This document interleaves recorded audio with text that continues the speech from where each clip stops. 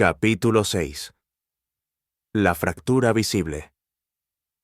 La fachada de unidad que durante décadas mantuvo el Vaticano comienza a agrietarse con ruidos que ya no se pueden ocultar. Los medios de comunicación internacionales captan movimientos inusuales, declaraciones ambiguas y cambios repentinos en discursos oficiales.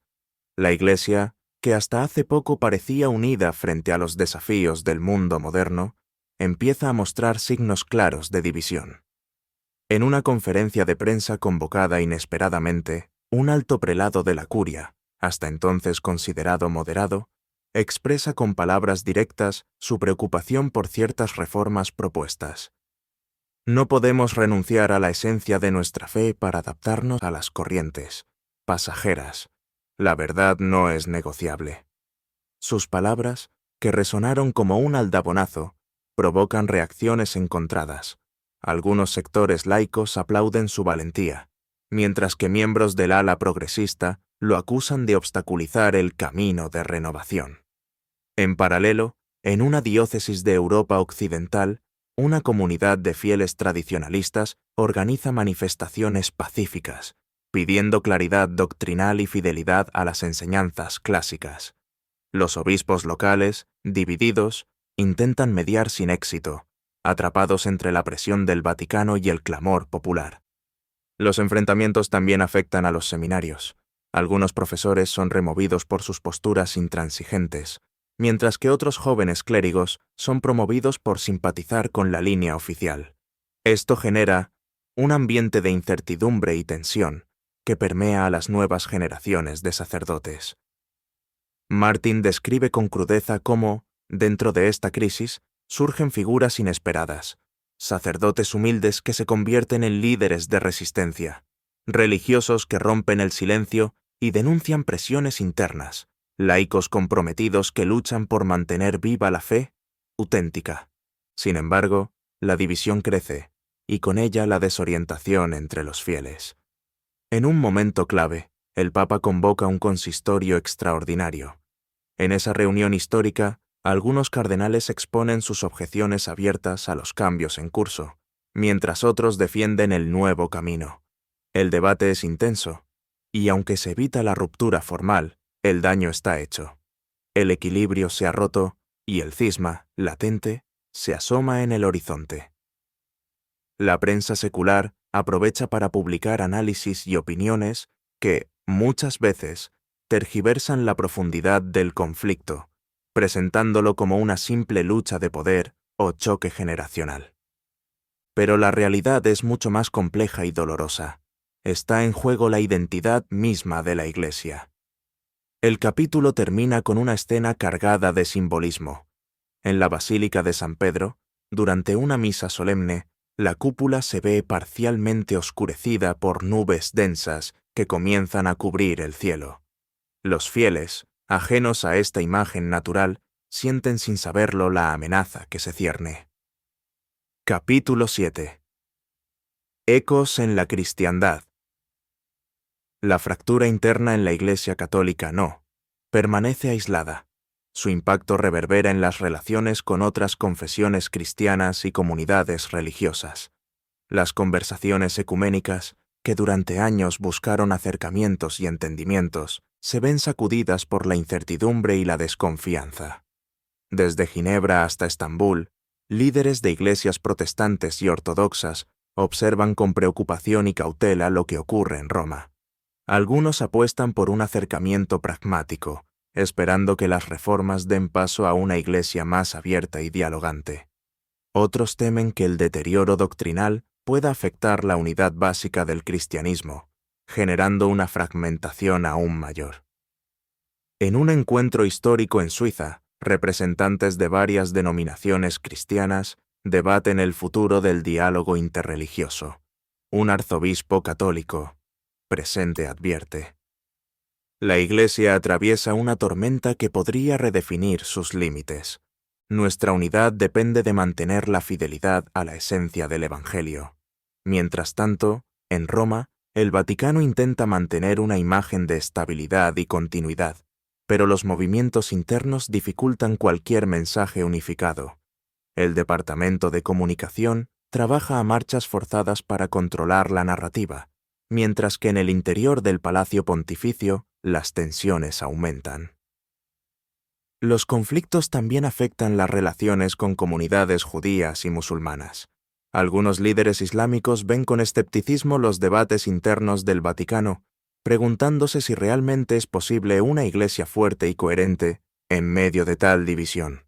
Por su parte, la comunidad judía muestra respeto por la tradición, pero también preocupación por las señales de crisis y cambios doctrinales.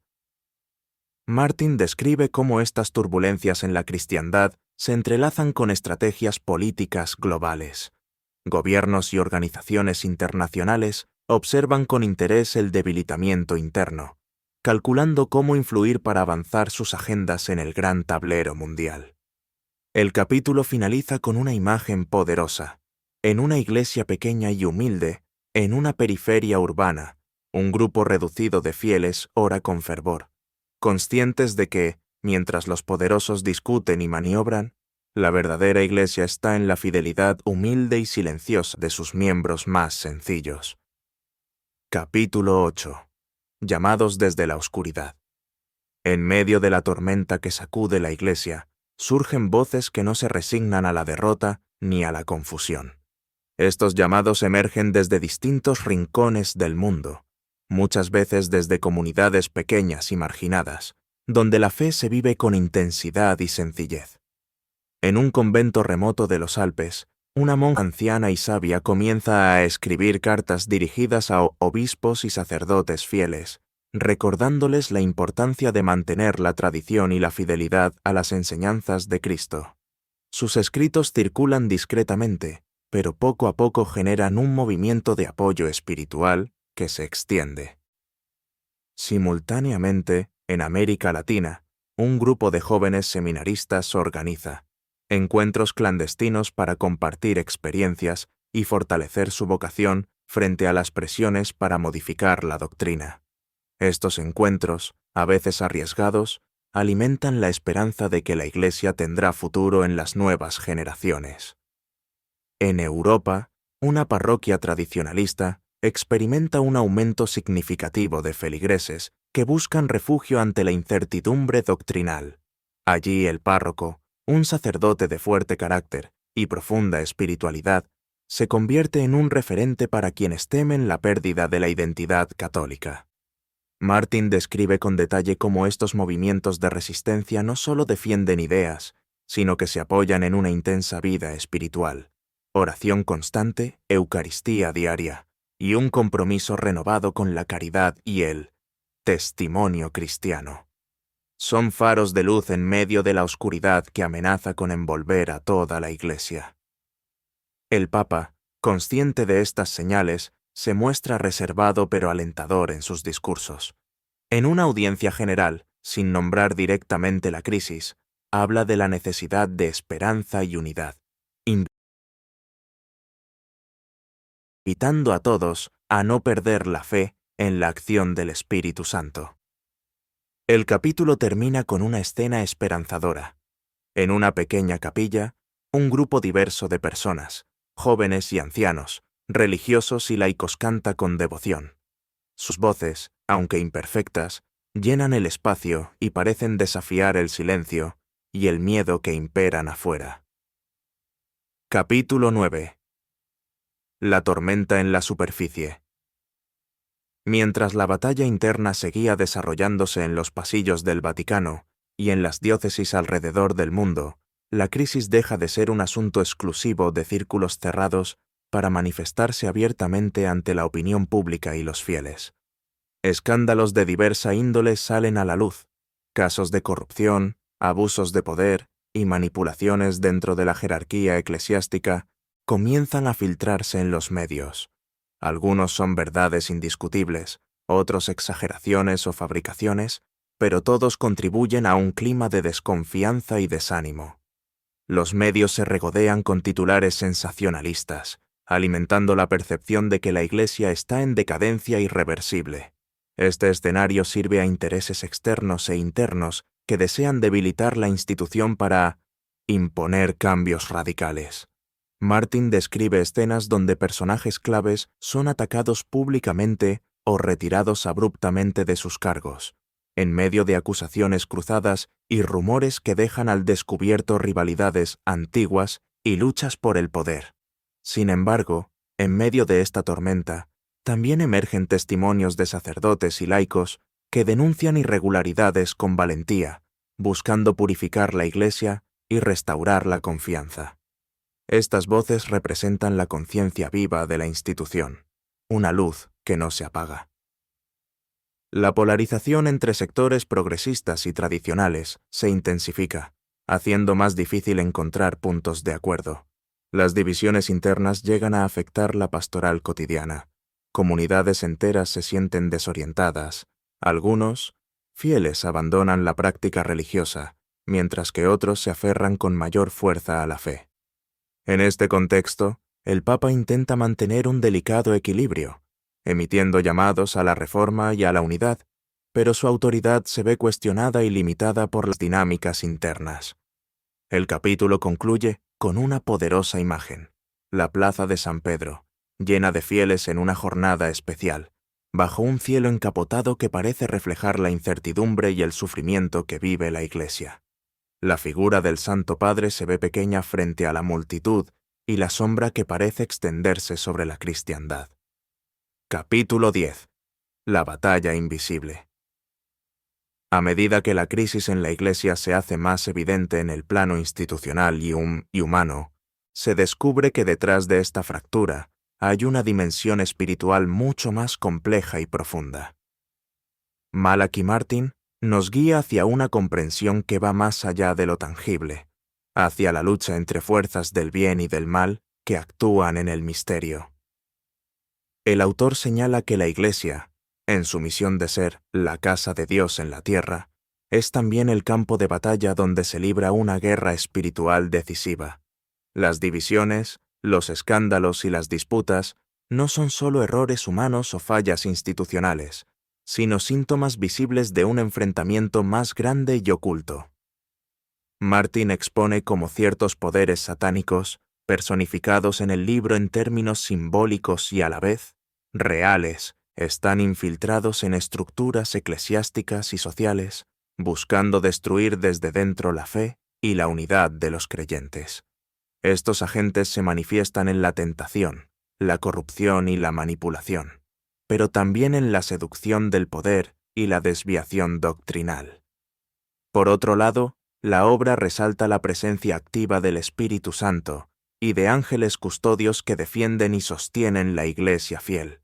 La resistencia y la esperanza no son solo humanas, sino que cuentan con la intervención divina, aunque oculta a los ojos del mundo. En el capítulo se describen episodios de oración intensa, revelaciones místicas y experiencias sobrenaturales que algunos sacerdotes y laicos viven en medio de la crisis. Estas vivencias confirman la existencia de un conflicto espiritual real y urgente. Martin advierte que la batalla no se resolverá solo con reformas externas o cambios administrativos, sino que requiere una conversión profunda del corazón y un retorno sincero a la santidad y la fidelidad a Cristo. El capítulo termina con una llamada clara a la oración, la penitencia y la vigilancia espiritual, como armas imprescindibles para enfrentar la tormenta invisible que amenaza con derribar la casa de la fe. Capítulo 11. Los protagonistas de la batalla. Malachi Martin despliega una galería de personajes fundamentales que encarnan las diversas fuerzas en conflicto dentro de la Iglesia y en el ámbito espiritual que la rodea. Estos protagonistas no solo representan posiciones humanas o políticas, sino que simbolizan realidades espirituales profundas y complejas que actúan de manera simultánea en la crisis que sacude la institución. En primer lugar, aparece el líder tradicionalista, un hombre de fe profunda, arraigado en la historia y la doctrina de la Iglesia, que ve en la tradición y la fidelidad a la enseñanza apostólica la única vía para enfrentar la tormenta actual. Este personaje no busca el protagonismo público, sino que se mueve con discreción y humildad, consciente de que la resistencia ante las presiones para modificar o diluir la doctrina requiere paciencia y sacrificio. Su compromiso es total, manteniendo firme la verdad y apoyando a quienes, desde diferentes ámbitos, intentan preservar la esencia de la fe frente a los embates de la modernidad y las corrientes internas que pretenden el cambio a cualquier costo. Contrapuesto a este líder se encuentra el reformista, progresista, una figura que representa las ansias de renovación y adaptación a los tiempos modernos. Su visión busca actualizar la Iglesia para que sea más atractiva y comprensible para las nuevas generaciones, pero a veces esta búsqueda se ve contaminada por ambiciones personales o por un relativismo que pone en riesgo la pureza del mensaje evangélico. Martin señala cómo este personaje puede caer en la trampa de sacrificar la esencia por la forma, proponiendo reformas que, aunque aparentemente necesarias, pueden abrir grietas profundas en la identidad eclesial y generar confusión entre los fieles. En medio de estas dos fuerzas se encuentra el agente infiltrado, una figura mucho más oscura que encarna las influencias satánicas que, según Martin, se introducen sigilosamente en la estructura misma de la Iglesia para socavarla desde adentro. Este personaje actúa en las sombras, utilizando la mentira, la manipulación y la seducción del poder para debilitar la unidad y la fe. Su influencia es sutil pero poderosa, y su presencia confirma que la crisis no es solo un problema humano o institucional, sino un conflicto espiritual con dimensiones sobrenaturales que requieren discernimiento y oración para ser enfrentadas. Por otro lado, el fiel silencioso representa ese gran número de creyentes comunes que no tienen cargos ni buscan protagonismo, pero que sostienen la Iglesia con su oración constante, sus sacrificios y su fidelidad cotidiana. Este personaje simboliza la base sólida y humilde sobre la cual se mantiene la comunidad cristiana, incluso cuando las tormentas internas amenazan con derribarla. Son ellos, muchas veces ignorados por los grandes relatos mediáticos, quienes constituyen el corazón vivo de la Iglesia y su esperanza más genuina. Finalmente, el pastor herido aparece como una figura que encarna a los líderes eclesiásticos atrapados en un dilema profundo. Pese a su autoridad, estos pastores sufren en silencio, divididos entre las exigencias institucionales y las llamadas de su propia conciencia. Su sufrimiento personal refleja la complejidad de guiar a una comunidad fracturada, enfrentando presiones, críticas y desafíos que no siempre tienen soluciones claras. Martin describe con detalle las dinámicas entre estos personajes, revelando que la batalla no es una simple lucha entre el bien y el mal, sino un entramado complejo de tensiones, alianzas y traiciones, donde cada actor tiene luces y sombras. Este entramado define la trama de la crisis eclesial, donde los destinos personales y espirituales están entrelazados con la supervivencia de la fe y la Iglesia misma. Capítulo 12. Caminos y esperanzas de renovación. En este capítulo, Malachi Martin comienza a explorar las posibles salidas a la crisis que ha venido desgarrando la Iglesia desde su interior. A partir de las dramáticas tensiones y luchas que hemos visto en capítulos anteriores, surge la necesidad urgente de pensar en caminos de renovación que no solo restauren la estabilidad institucional, sino que también reaviven la fe auténtica y la comunión espiritual. Martin describe un proceso largo y difícil, en el que la renovación no puede ser fruto de cambios superficiales o meramente administrativos, sino que debe surgir desde una conversión profunda del corazón y un compromiso renovado con la santidad. Esta transformación implica tanto a los líderes como al pueblo de Dios, quienes deben reconocerse en sus propias fragilidades y errores y abrirse a la acción del Espíritu Santo. El autor destaca que esta renovación requiere un equilibrio delicado entre mantener la fidelidad a la tradición y abrir caminos legítimos para responder a los desafíos del mundo contemporáneo. No se trata de un cambio de doctrina o de abandono de las raíces, sino de una relectura que permita a la Iglesia vivir con autenticidad su misión evangelizadora en un contexto cambiante. En medio de esta búsqueda, Martin resalta la importancia de la oración comunitaria y personal, la penitencia y el fortalecimiento de los lazos de comunión entre las distintas partes de la Iglesia, para superar divisiones y heridas que han debilitado el cuerpo eclesial. Señala también que la Virgen María, figura central de intercesión y guía, tiene un papel crucial en esta etapa, siendo modelo de humildad y fidelidad a la voluntad de Dios. El capítulo presenta testimonios de algunos religiosos y sacerdotes que, a pesar de las dificultades, han iniciado procesos de renovación en sus comunidades, promoviendo una vuelta al Evangelio vivido con autenticidad y generosidad.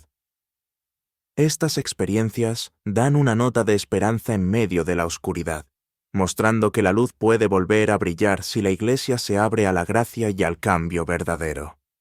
Asimismo, Martin advierte que esta renovación no será sencilla ni inmediata. Habrá resistencias internas y externas, conflictos y pruebas, pero la fidelidad a Cristo y la esperanza en la victoria final deben sostener a todos los que luchan por esta restauración. El capítulo concluye con una invitación a no perder la esperanza, a mantenerse firmes en la fe y a continuar la batalla espiritual con valentía, conscientes de que la historia de la Iglesia está marcada por ciclos de crisis y renovación, y que ésta también será superada con la ayuda divina. Capítulo 13. Vocaciones y la llamada a la santidad.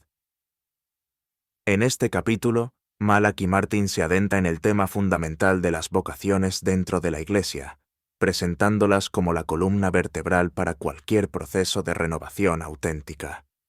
La crisis eclesial, argumenta, no solo afecta las estructuras o las doctrinas, sino que impacta profundamente en la generación y formación de nuevas vocaciones sacerdotales y religiosas, indispensables para la continuidad de la misión evangelizadora. Martin describe cómo la disminución de vocaciones ha sido una señal clara de la crisis, reflejo del clima espiritual en que vive la Iglesia. Este fenómeno no es solo estadístico, sino que representa una crisis de fe, de testimonio y de compromiso. La falta de jóvenes dispuestos a entregarse al servicio de Dios y de la comunidad indica una enfermedad profunda en el cuerpo eclesial. Sin embargo, el autor también enfatiza que, pese a esta realidad preocupante, nunca se debe perder la esperanza, porque siempre existe la llamada particular de Dios a cada generación. Las vocaciones auténticas nacen de un encuentro profundo con Cristo y de la respuesta libre y generosa a su llamada. Por eso, la educación espiritual, la guía de los formadores y la comunidad son esenciales para cultivar este germen de santidad. El capítulo profundiza en las características de las vocaciones genuinas, que implican una vida de entrega, sacrificio y fidelidad, pero también de alegría y plenitud espiritual. Martin señala que las vocaciones deben estar marcadas por una fuerte vida de oración, disciplina y apertura a la acción del Espíritu Santo. Además, se aborda el papel de la familia como primer espacio donde se siembra la semilla vocacional. La formación en valores cristianos, el ejemplo de fe de los padres y la oración en el hogar son decisivos para que los jóvenes puedan escuchar y discernir la llamada de Dios. Martin también expone cómo las tentaciones del mundo moderno, como el hedonismo, el relativismo y el individualismo, constituyen grandes obstáculos para que florezcan nuevas vocaciones. La cultura actual, dominada por valores contrarios al sacrificio y al compromiso duradero, dificulta que muchos jóvenes se abran a una vida entregada por completo al servicio de Dios. Finalmente, el capítulo presenta testimonios y ejemplos de comunidades religiosas que, en medio de la crisis, han logrado mantener viva la llama vocacional mediante una fuerte vida espiritual y un testimonio coherente.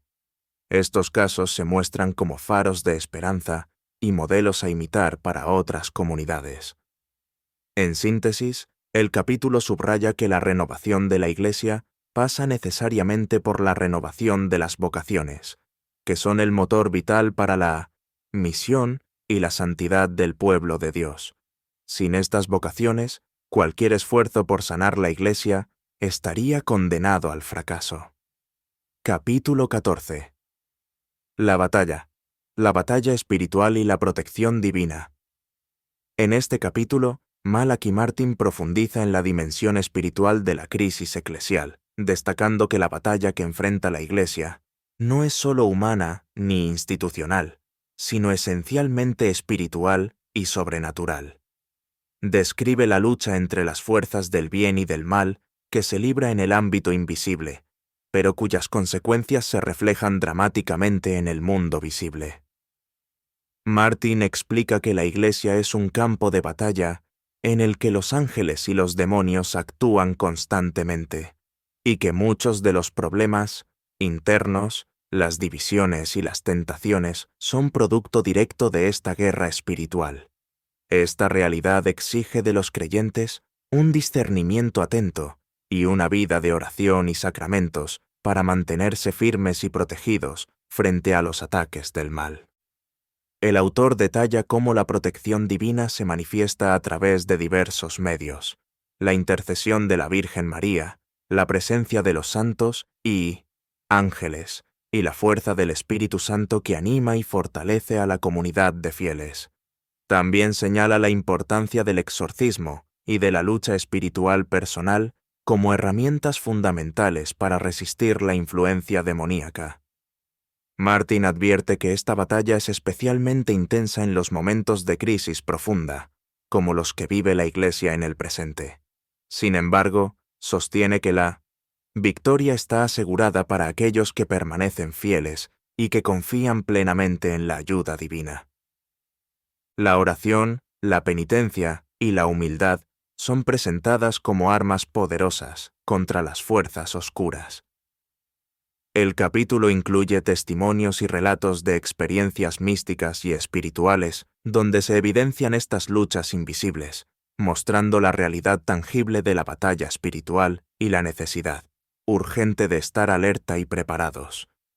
Finalmente, se subraya que la protección divina no significa ausencia de sufrimiento o prueba, sino la certeza de que, en medio de la tormenta, Dios sostiene a su Iglesia y guía su destino hacia la plenitud. Capítulo 15. La importancia de la tradición y el magisterio. En este capítulo, Malachi Martin examina el papel fundamental que juegan la tradición y el magisterio de la Iglesia como pilares insustituibles para la unidad y la continuidad doctrinal en medio de la crisis actual. Martin subraya que la tradición no es un simple conjunto de prácticas o costumbres antiguas, sino la transmisión viva y fiel del depósito de la fe recibido de los apóstoles, que guía y sostiene a la Iglesia a lo largo de los siglos. El autor enfatiza que el magisterio, ejercido por los obispos en comunión con el Papa, tiene la responsabilidad de interpretar auténticamente esa tradición para aplicarla a las circunstancias concretas de cada época, sin ceder a presiones externas o modas pasajeras. Este equilibrio entre fidelidad y discernimiento es esencial para evitar rupturas o desviaciones doctrinales que puedan desorientar a los fieles. Martin alerta sobre las tentaciones de algunos sectores que, ya sea por exceso de rigidez o por un falso progresismo, intentan modificar o reinterpretar la enseñanza de la Iglesia de manera arbitraria, lo que provoca confusión y división. Resalta la importancia de un magisterio sólido y claro que reafirme las verdades fundamentales y brinde seguridad a la comunidad eclesial. Además, el capítulo profundiza en la relación entre la Escritura, la tradición y el magisterio, recordando que las tres forman un único fundamento para la fe católica, inseparable y complementario. La ignorancia o el desprecio de cualquiera de estos elementos puede llevar al relativismo o a interpretaciones erróneas. Martin también aborda la necesidad de formar a los fieles para que comprendan y valoren la riqueza de la tradición y el magisterio, fortaleciendo así su adhesión y compromiso con la Iglesia. Este conocimiento es clave para resistir las corrientes que buscan socavar la fe desde dentro. Finalmente, el autor señala que la defensa de la tradición y el magisterio es una responsabilidad que recae no solo en los pastores, sino en todo el pueblo de Dios, que debe estar dispuesto a escuchar, aprender y sostener la unidad doctrinal para superar las crisis con fidelidad y esperanza.